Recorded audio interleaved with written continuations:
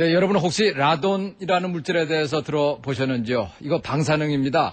집안 곳곳에서 배출되는 생활 방사능 물질이 바로 이 라돈 가스인데 담배 다음으로 폐암을 일으킨다는 주범. 우리가 이 라돈 방사능 속에서 대부분 살고 있다고 합니다. 그 실태를 이정신 기자가 집중 취재했습니다. 건축 자재로 흔히 쓰이는 석고보드입니다. 방사능 측정기계에 넣어봤습니다. 겉으로 보기엔 멀쩡하지만 측정기의 방사능 수치는 쉴 새 없이 요동칩니다. 이번엔 일반 황토흙을 넣고 측정해봤습니다. 역시 방사능이 나오는 걸 확인할 수 있습니다. 보이지도 냄새도 나지 않지만 이런 건축 자재나 지하 토양, 지하수 등에서 라돈이라는 방사능 가스가 집안 곳곳으로 침투하고 있습니다.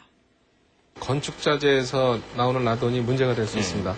특히 이제 요새 최근 아파트가 아주 밀폐화돼 가면서 그 라돈이 실내에 방출되면서 자꾸 이제 농도가 늘어나는 경향이 있는데요.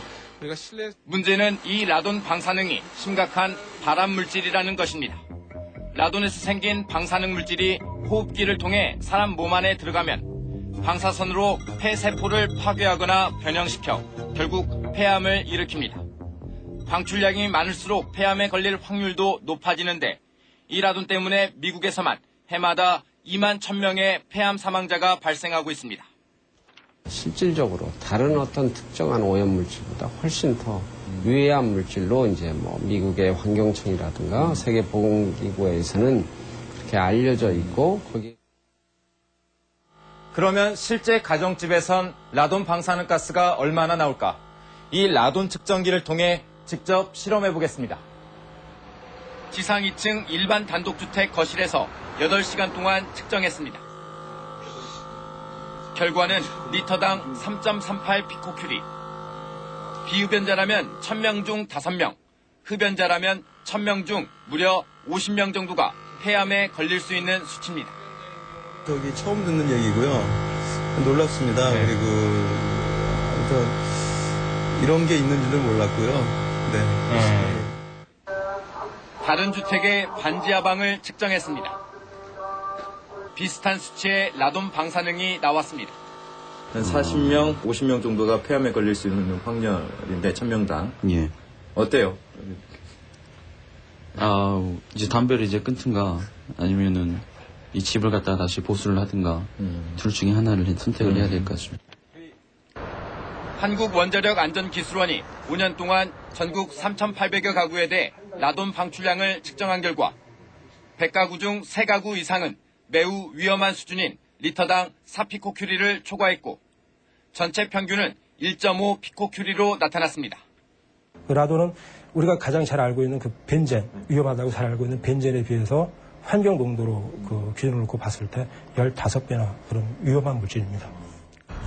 하지만 국내에는 주택의 실내 라돈 방출량과 관련된 규제가 전혀 없습니다. 학교 같은 공중시설에 한해 안 지켜도 그만인 권고 기준만 있을 뿐입니다. 그 정책을 이제 수립하는 쪽에서 어떤 그런 이해성 부분에 대한 어떤 그 커뮤니케이션이 좀 안 된 측면도 있습니다. 작년 한 해 우리나라 폐암 사망자는 13,800여 명. 흡연율은 줄고 있는데 폐암 환자는 계속 늘고 있습니다. 세계보건기구 WHO는 전 세계 폐암 환자 10명 가운데 1명은 이 라돈 방사능 때문이라고 밝히고 있습니다. 네, 우리 집안의 라돈 방사능 그 실태가 아주 심각합니다. 방금 보던 이정신 기자와 궁금한 거 더 알아보겠습니다. 이 기자, 라돈 가스의 유해성 잘 실감이 나지 않는데 이거 굉장히 위험한 거군요. 네, 그렇습니다. 이 라돈 방사능 가스는 냄새도 나지 않고 눈에 보이지도 않아서 그 심각성이 잘 느껴지지 않는 게 사실입니다. 제가 가지고 나온 이 작은 통이 바로 라돈 측정 키트인데요. 이 안에 든 측정 필름을 현미경으로 확대해보면 이런 사진이 나옵니다. 작은 구멍들이 지저분하게 뚫려 있는 걸 보실 수 있는데요. 이 구멍들은 라돈에서 나온 방사선 방출 때문에 쉽게 말해서 방사능 피폭 때문에 생긴 것입니다. 이런 방사능 피폭이 사람 폐에서도 똑같이 일어난다고 보시면 됩니다.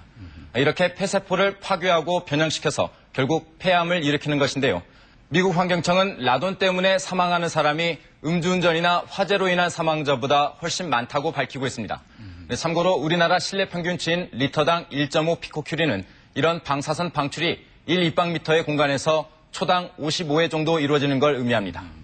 네. 그런데 어제 이렇게 심각한 걸 왜 잘 모르고 있었을까요? 라돈 가스의 방출량을 줄일 수 있는 방법들은 있는지요? 네, 물론 각 가정에서 일시적이나마 라돈을 줄일 수 있는 방법이 있긴 있습니다만 보다 근본적인 저감 대책이 아직 우리 정부엔 없습니다. 다른 선진국들의 라돈 대책과 비교해 보겠습니다.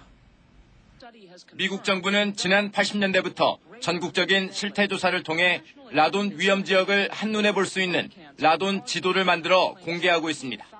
또 모든 가정은 반드시 실내 라돈을 측정해야 한다고 권고하고 측정 결과에 따라 건물 구조를 바꾸라는 등 라돈을 줄일 수 있는 여러 방법들을 알려주고 있습니다. It's an invisible gas, so you don't really give it much thought, but it is a serious concern, and we certainly would encourage people to do testing on their own homes. 라돈 측정 키트도 일반 마트에서 쉽게 구할 수 있고 방지 기술도 상용화되어 있습니다. 반면 우리나라에선 현재 정부 차원의 라돈 대책이 없기 때문에 국민들이 각자 알아서 대처해야만 합니다. 손쉬운 방법은 환기를 자주 해 실내 라돈을 밖으로 빼내고 벽이나 바닥에 갈라진 틈들을 메워 라돈의 실내 유입을 줄이는 것입니다. 일부 연구기관과 벤처기업이 라돈 측정 기술과 방지 기술을 개발하긴 했지만 활용이 잘 안 되고 있습니다. 근데 라돈은 평생 우리 옆에 항상 존재하거든요. 그래서 그런 차원에서 보면은 그 라돈 그 규제나 또는 가이드가 그 어떤 실내 환경의 유해 물질보다도 시급하다고 볼 수 있습니다. 세계보건기구 WHO는 최근 국제적인 라돈 저감 대책을 마련하기 위해 20여 개국이 참가하는 국제 라돈 프로젝트를 가동했습니다. 중국, 루마니아, 체코도 동참하는 이 회의에 우리나라는 참가하고 있지 않습니다. MBC 뉴스 이정신